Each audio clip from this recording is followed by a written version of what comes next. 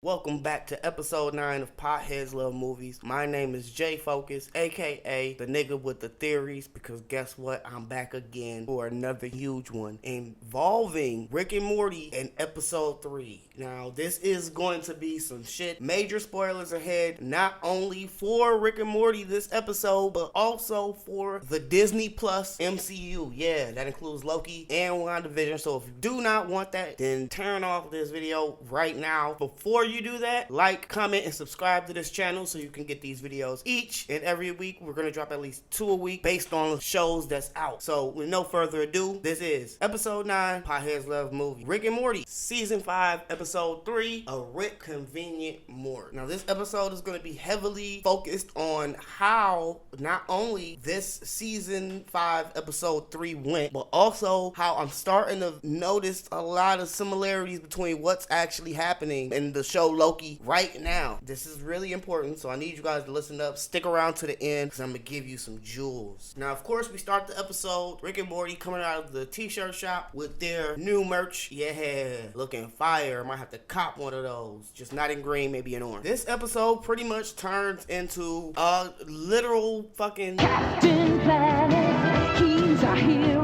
head ass episode. Like, this was really, it was kind of cool. It was a nostalgic feeling episode. Like, is that the motorcycle mice from Mars in Diesel Weasel? I don't know, but it feels like it. Come on, they were rats that drove around the galaxy and spread pollution wherever they traveled. It was, it's pretty close. I don't know. Anyway, after she beats up Diesel Weasel and Morty tries to bag Planetina, Rick asks, what the fuck is he doing here? And I assume he's referring to the fact that Morty never gets the girl. And that's pretty much how it happens for these teenagers in these shows. You don't get the girl, man, until you do. Once again, Planetina is pretty much a spin-off wannabe Captain Planet, and we see her doing things like they did in the Captain Planet old cheesy ass shows where they would break the fourth wall and talk to you, the view, because only you can prevent whatever the fuck. Now here's where it starts to play on the current MCU shows like Loki and Wandavision, beginning in this episode here. Now, shortly after Morty plays Beth, the Planetina promo vid, Summer refers to her as a Phase 4 superhero. Come on, man. Come on. That's not speaking to you. They don't speak how you. Directly after, Morty also refers to her in a way that Tony Stark may refer to Vision. Come on now. Listen up. You gotta be really careful listening to these situations. Now, right after, Rick brings up the apocalyptic events taking place on various planets and calls it an apocalypse crawl. Yeah, an apocalypse crawl. Yeah. So, this refers to Loki episode 3, Lamentis, where Lady Loki, aka Sylvie, is found to have been having her own type of quote-unquote parties on planets where an apocalypse event would be taking place, meaning she could hide there undetected. Now, it's just too similar to what's going on. We know on the first episode, the director from the MCU directed the first episode of Rick and Morty here, so, I mean, I don't know. Were they sharing ideas? Maybe, maybe not. I don't know. Just give me a second. I'm gonna give you some more examples. Now, while Morty is sitting around love-struck over Planetina, Rick and Summer prepare to eat Mac's ass, is the way they refer to it, on this apocalypse crawl. Now, during this scene, while they get hammered in the spaceship, I do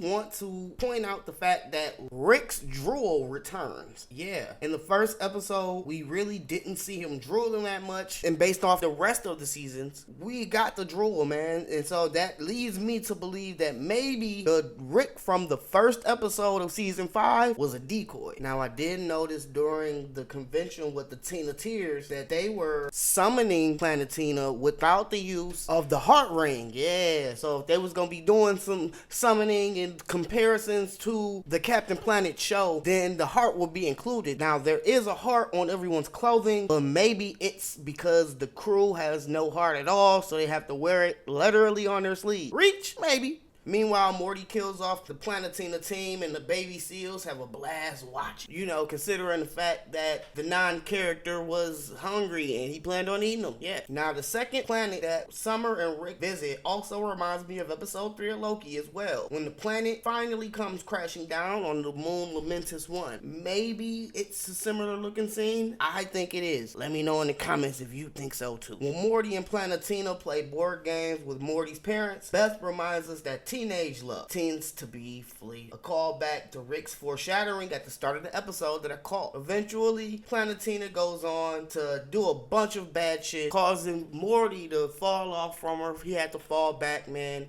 Sometimes you gotta do it. He's a runner. He's a track star.